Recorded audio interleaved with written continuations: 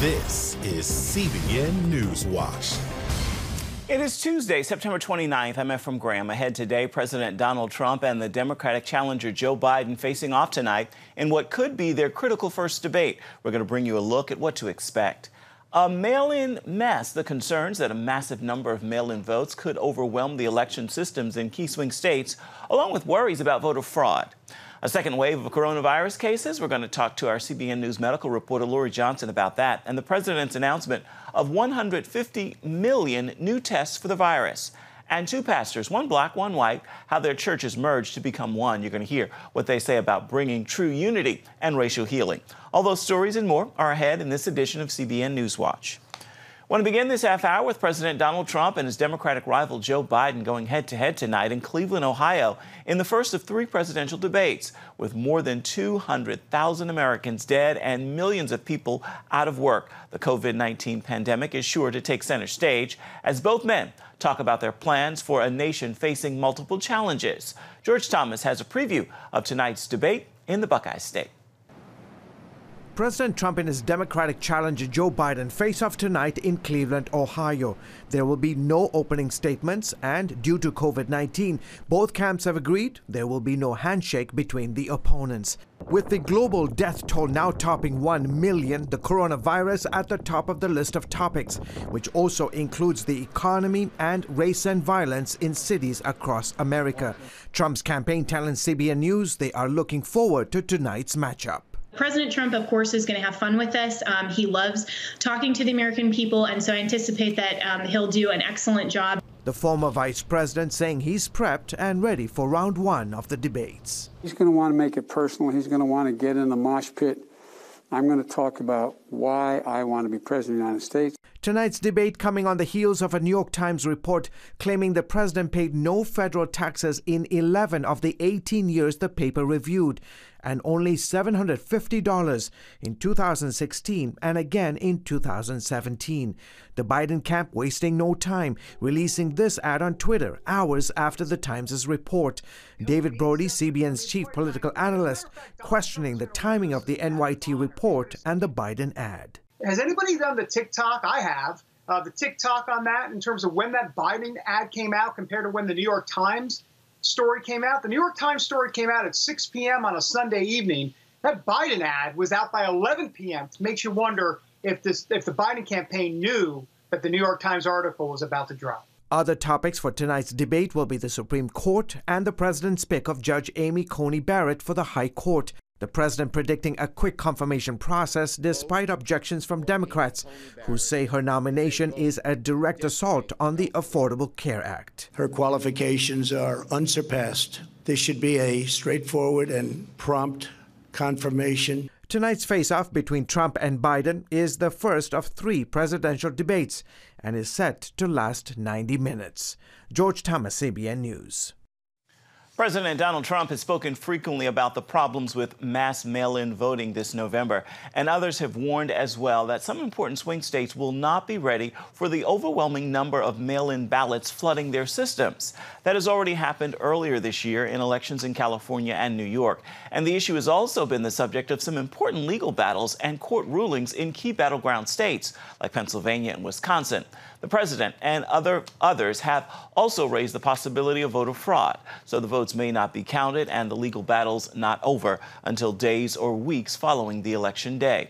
Here's CBN's White House correspondent Ben Kennedy with more on this story. State and local leaders are encouraging voters to cast their ballots by mail. It'll help reduce crowds in polling places and help prevent the spread of COVID. But some feel it creates new opportunities to commit fraud. Each state offers mail-in absentee voting, though 1/3 requires a reason for voting by mail. In some states, a ballot is automatically mailed to every eligible voter, which the president is warning against. The biggest threat to this election is these unsolicited ballots sent out by the millions. Colorado, Hawaii, Oregon, Washington, and Utah conduct elections entirely by mail, though voters can still vote in person if they choose.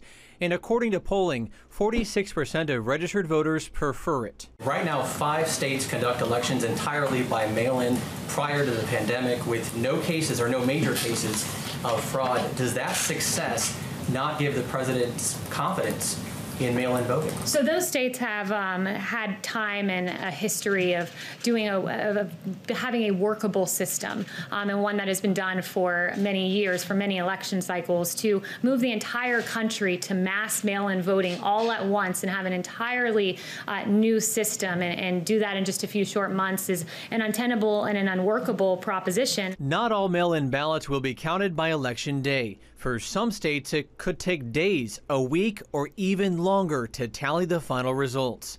Massachusetts, Mississippi, and Maryland do not permit the processing of mailed ballots until after the polls close on Election Day.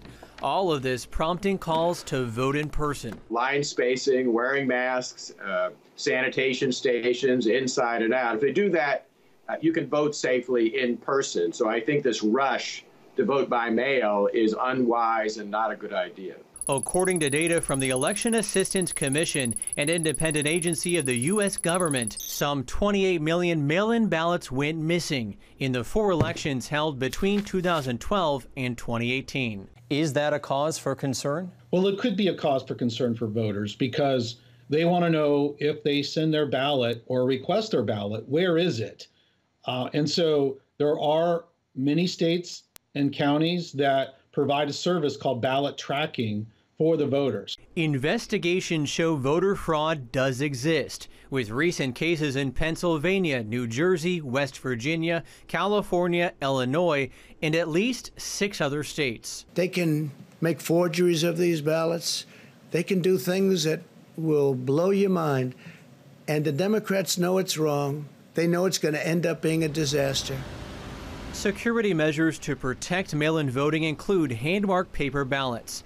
31 states conduct signature verification, and 8 states require a witness signature in addition to the voter's signature. We want to have clean and fair elections. The bigger issue is that ballots may not be counted because of some error on the part of voters, or the Postal Service doesn't get the ballot back in time. Al Palmer recommends people start the voting by mail or absentee early. You can even call your local election office to make sure they receive your ballot. Ben Kennedy, CBN News, Washington. Ben, thank you. You can count on us to keep a close eye on this important issue here on CBN NewsWatch. We bring you updates in the days ahead and leading up to and after the election.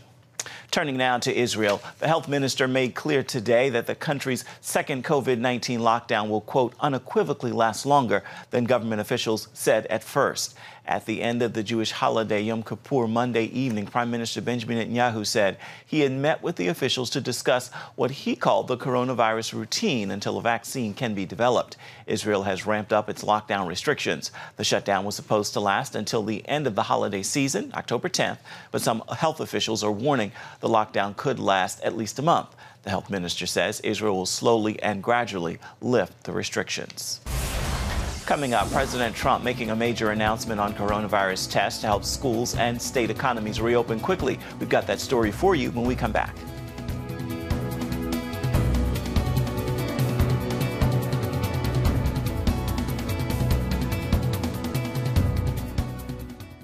Hey, if you're tired and exhausted all day, you can't think clearly, and you really just need a cup or even a pot of coffee to get through your day, then join me, Dr. Josh Axe, for this new series where I'm going to teach you how to transform your diet and use essential oils and supplements to get a better night's sleep. Wake up to your best life. Call 1-800-700-7000 to get your free DVD or booklet of Protect Your Sleep today. It's about the competition. I kind of put that pressure on myself, and I think people had expectations. It's about overcoming. We use this phrase all the time, keep chopping, keep practicing hard. It's about going the distance. You know, I think as a father, it's my job, to lead. Just be the best husband and father I can be. Watch Going the Distance with Sean Brown Saturday night at 7:30 on the CBN News Channel. Orphans Promise is committed to loving and serving at-risk children, to helping keep families together, and to creating opportunities for strong and sustainable communities around the world. We're working in over 60 countries around the world, and with your help, we can do even more. There's an old African proverb I love that says, if you want to run fast, run alone. But if you want to run far, run together. At Orphans Promise, we want to run far so we can touch the lives of as many orphaned and vulnerable children as possible. But we don't want to go alone. We're out to change the world, one child, one family, one community at a time. Will you join us?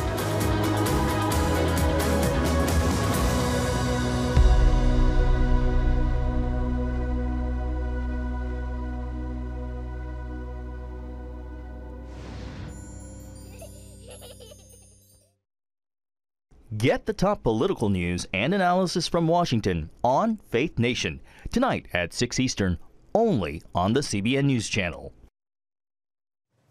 As we mentioned earlier, an unwanted milestone as the worldwide death toll from the coronavirus has now topped 1 million.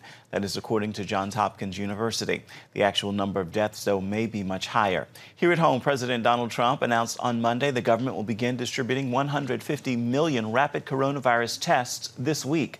50 million will go for nursing homes and assisted living facilities, along with other institutions, including hospice care and historically black colleges and universities and others. And the president explained how the other tests will be used. 100 million rapid point-of-care tests will be given to states and territories to support efforts to reopen their economies and schools immediately and fast as they can. And with us now for more on the president's announcement, what could be ahead for the United States, as well as how you can protect yourself from the coronavirus, is our CBN News medical reporter, Lori Johnson. So why are these 150 million tests important? Well, in short, Ephraim, they're going to save lives. We know that we're talking about 150 of these rapid tests, so we get the results in 15 minutes. 100 million of them, 2/3 of those, are going straight to the schools. We know that kids are back at school. We know that kids have almost 0% chance of dying from COVID-19 and a very, very, very low percentage of hospitalizations. But we do know that kids get it and spread it. And so we think about children who take it home to their grandparents. So what's going to happen is these kids are going to be tested at school, and kids who test positive can therefore be isolated and keep it from spreading to other school children and especially their older relatives at home. And then the other 50 million, as you said, are going to be transmitted to other high-risk areas, historically black colleges and universities. We know that minorities disproportionately get COVID-19 and die from it in higher numbers. And then, of course, nursing homes. We've talked so much about nursing homes. Nursing homes are going to be getting a lot of these tests. We know that 8% of COVID cases occur in nursing homes, but 40% of deaths. And so this is going to be very important to identify these cases and then isolate them to keep it from spreading. Absolutely. We're seeing a spike in some cases in Midwestern states and parts of New York City. Could we see a second wave of the virus in this country come the fall? Absolutely. There's a very large concern about that. Now, we're seeing a huge explosion in cases in some states, in 7 states in particular. We're talking about North Dakota, South Dakota, Wisconsin, Minnesota, Utah, Wyoming, and Montana. But these are the first time around. We're seeing a large increase in cases. This is not a second wave. This is the first time. But we're talking about test positivity rates of 25%. That's huge. Anything over 5% is concerning. Test positivity means of all the people who are tested, what percentage test positive. And we're talking about 25% in these 7 states. Very concerning because it indicates that there is a large circulation of the virus in the general public. The good news is we haven't seen much of an uptick in deaths, really hardly at all in those states, but we are seeing more hospitalizations. And you know that deaths are a lagging indicator. We may see these later.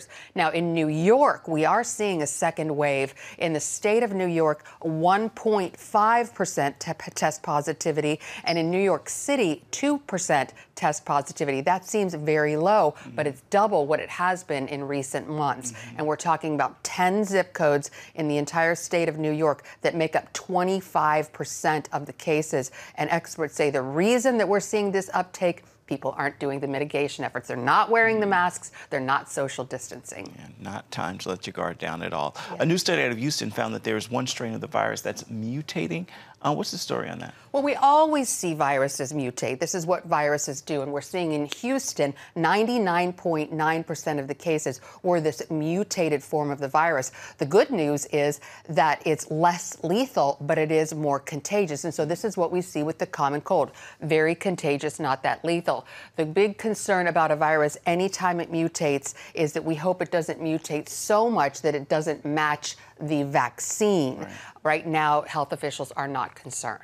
Okay. What about ways to protect yourself from the virus? We understand getting enough vitamin D can be helpful. Vitamin D is so important. We know that studies show that people who get COVID are 50% less likely to have serious complications if they have adequate numbers of vitamin D, adequate levels of vitamin D. We know that vitamin D comes from the sun, but nobody goes outside anymore. And if you wear sunscreen, you're not getting the vitamin D. So doctors do recommend supplementation. Most Americans are severely deficient in vitamin D. Vitamin D also helps protect against a lot of other things. I just did an interview with a doctor who talked about food allergies, and if you get adequate levels of vitamin D, you're much less likely to have food allergies, and the list goes on and on. Aside from vitamin D, there are so many other things that we can do to prevent having complications from COVID-19 if we are infected with it. One of them, of course, is having a healthy gut microbiome, and I talked to a gut microbiome expert on this week's edition of Healthy Living. All right, thank you so much, Lori Johnson. And speaking of Healthy Living, you can catch that this evening at 9:30 Eastern, and of course, you can find that on the CBN News Channel. Still ahead, continue our coronavirus coverage. The lockdowns severely damaged the economy, and one potential consequence, a possible tidal wave of evictions as people couldn't afford to stay in their homes. The Trump administration has put a temporary moratorium on those lockdowns, but will it be enough? We're going to have that story for you when we come back.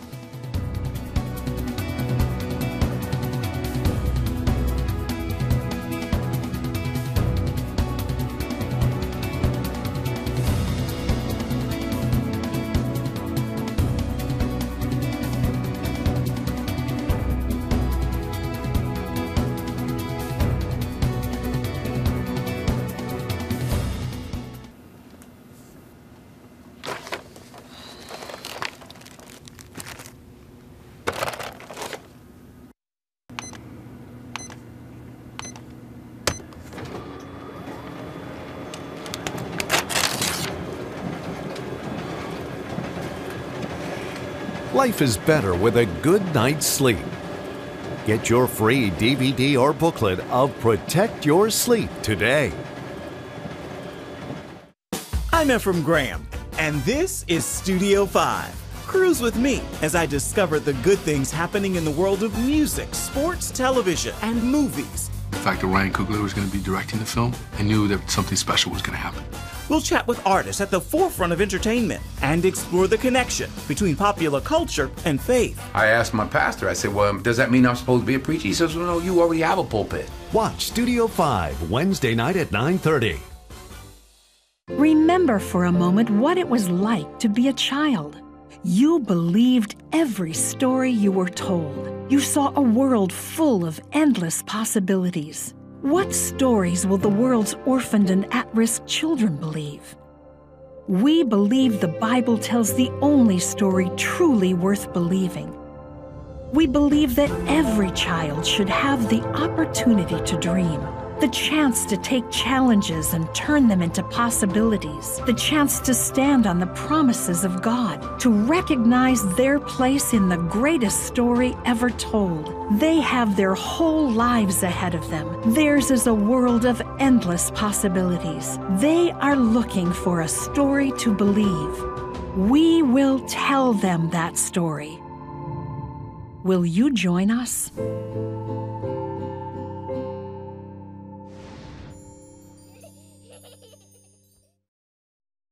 America is facing an eviction crisis. A moratorium by the Trump administration put a temporary hold on evictions until the end of the year. Will it be enough, though, to help tenants and landlords survive after the coronavirus lockdowns? If not, 30 million people could be out on the street in January. Eric Phillips is following this story. To put it bluntly, the country was on the brink of an eviction tidal wave. The moratorium keeps people in their homes for now, but does not address the financial need. Like so many others, 65-year-old Victoria Lambert lost her job when the pandemic hit. She receives Social Security, but it's not enough to pay the rent on the Philadelphia studio apartment where she and her son live. But you get to a point in your life where you really don't want to have to keep asking people, what kind of woman am I? You know, can't even take care of my own family. Can't even take care of my own family, and it's only 2 of them. 2 of more than 30 million that were at risk as the safety net of COVID eviction moratoriums expired and courts reopened. But that was put on hold when, under a White House executive order, the CDC placed a nationwide moratorium on evictions caused by COVID-related job loss until the end of the year. Housing is healthcare, and we will not be able to truly contain this pandemic if millions more people are becoming homeless. Housing advocate Diane Yantel sees the CDC's move as a major step in the right direction, although she feels it's short of what really needs to happen. What we most need the federal government to do is to implement a uniform moratorium on evictions for non-payment of rent for the duration of the pandemic. We need them to provide at least $100 billion in emergency rental assistance to keep those low-income renters stably housed. And we need at least $11 billion in funds for homeless shelter and service providers to keep people who are homeless safe and get them housed as quickly as possible. Most pressing, the moratorium, which will keep tenants in their homes, has no mechanism for landlords to receive necessary payments. We also don't want small business people who own most of the apartment buildings and single-family rentals in the country to go out of business. Because I also don't think we want a country where our rental property is all owned by hedge funds. Yantel and Dworkin agree. A moratorium without any government assistance creates a financial cliff for renters and landlords, since they're getting no money now, plus people won't be able to pay rent owed when the moratorium ends. That solution needs to come from Congress, something Treasury Secretary Steven Mnuchin has underscored on Capitol Hill. We did have bipartisan agreement about putting more money for rental assistance. Again, we may differ on the amount. I would encourage both the House and the Senate. There are areas that we have overlap in agreement. Let's move forward for the basis of the American people and American workers and kids. Things that we can agree on, let's pass quickly. Bottom line, the moratorium is a welcomed reprieve for people like Lambert, but the worry is not over. You know, like a storm. Okay, the storm has got to end, right? We know that a snowstorm is it's got to stop snowing. It can't snow 365 days. So, okay, we know that. But we don't have a damn clue about when this is going to end. This moratorium is farther reaching than the one passed back in March by Congress as part of the CARES Act. That one applied to rentals that are backed by federal loans. This one applies to all rentals without exception. The basic idea is forcing people out of their homes and either into the streets, into crowded shelters, or into cramped situations with, say, family members is likely to get more people sick. Eric Phillips, CBN News. Coming up, 2 pastors, one black, one white. Their churches merged a few years ago. You're going to hear what they have to say about the only one who can truly produce unity and what God wants to do in America. We've got the story for you when we come back. Please stay with us. On October 1st, 1961, history was made when a tiny station began transmitting the first signals of the Christian Broadcasting Network. CBN, the Christian Broadcasting Network. And now, a new era has begun with the all-new CBN News Channel. Just moments ago, the Iron Dome intercepted an incoming rocket right on the Gaza border. In ministering in this area, spiritual warfare is definitely involved. A 24/7 news network, bringing you the news you want from a source you can trust. In Kenya, 40% of the medical services are actually provided by these Christian hospitals. Let's talk about the economy. Believers here are joining together to win people to Jesus Christ. All your favorite shows now in one place. Go to CBNNewsChannel.com to find out how to get the CBN News Channel on your TV all day, every day. CBN News.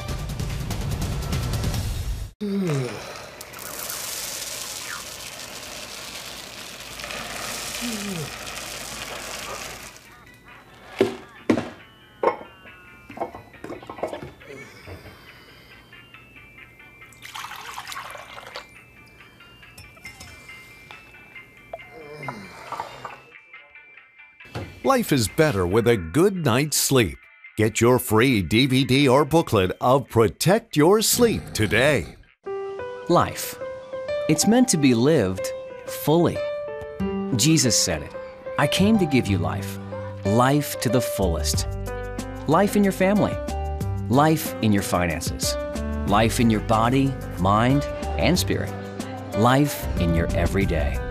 At CBN.com, we're taking what Jesus said seriously. We're here to help you discover life. Life. Live it fully. CBN.com.